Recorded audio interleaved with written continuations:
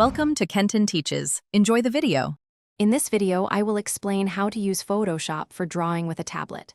First, ensure your drawing tablet is properly connected to your computer and that all drivers are installed.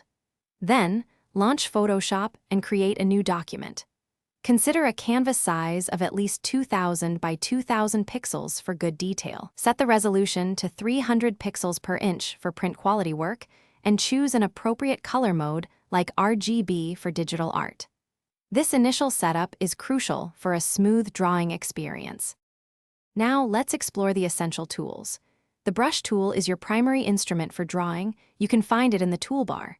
Adjust its size, hardness, and opacity using the options bar at the top to achieve various effects. For example, a soft brush creates smooth gradients, while a hard brush makes crisp lines. Don't forget the eraser tool, which is vital for refining your artwork and correcting any mistakes you might make along the way. Layers are fundamental to a non-destructive workflow in Photoshop.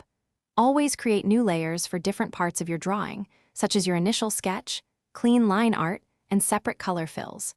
This allows for easy editing without affecting other elements.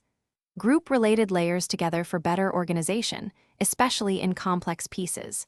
Experiment with layer opacity and blending modes to achieve unique visual effects and depth in your illustrations.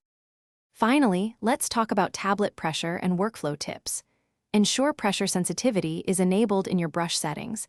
This allows your lines to vary in thickness and opacity based on how hard you press. Practice drawing simple shapes and lines to build muscle memory with your tablet.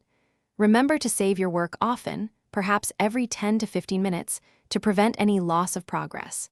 Enjoy the creative process. Thanks for watching. Please subscribe if this video was helpful.